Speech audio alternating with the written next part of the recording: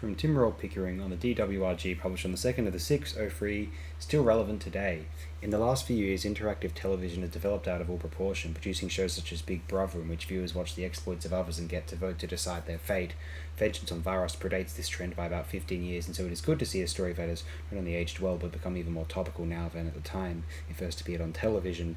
Even then, it reflected contemporary fears about video nasties and concerns about the way in which audiences were being subjected to more and more violence on the television screens. Varos is a well-constructed society that ably parodies such contemporary worries, and the result is one of the best stories of Season 22. This story also tackles themes such as monopolies and exploitation by corporations, and seems to come out in favour of the free market, which eventually prevails over the monopoly of the Galatron Mining Corporation, and allows Varos to receive a fair and substantial price for its Zytron 7 once the Doctor has exposed the corruption. Throughout the story, the Doctor acts as a strong moral force seeking to overcome the plight facing the mining planet. Although there are times when he himself resorts to violence, it is clear throughout that this is a last resort. There is much in this story that is good, but the bit everyone remembers is the cliffhanger at the end of Part 1, which successfully parodies the very basic art of cliffhangers. Rather than just have the Doctor seemingly die, we instead get to see it being directed for maximum effect. It is not at all surprising that this cliffhanger appears at the top 10 list so many times.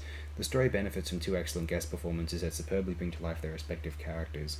Martin Jarvis appears as the governor and successfully manages to bring a strong sense of tragedy and dignity to the role of a reluctant politician, trying desperately to find good solutions for his people, whilst under threat of death if he fails. Jarvis' performance makes a strong contrast to that of Nabil Shaban as Syl.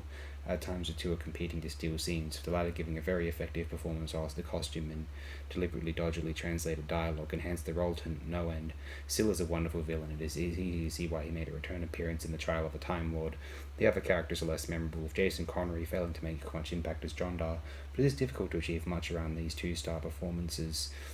Colin Baker and Nicola Bryant both give good performances as the Doctor and Perry, with the former showing some brief signs of remorse about his actions when Quillam and the others are killed by the Vines, contrary to the legends of the brutal, uncaring Doctor.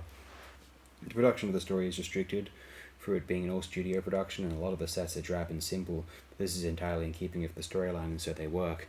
The punishment dome traps are realised well, but otherwise this story doesn't have many great challenges for the designer or director. Fundamentally, the story is driven by the plot and script, and it works well both as an adventure and as a parody of the television industry then and now.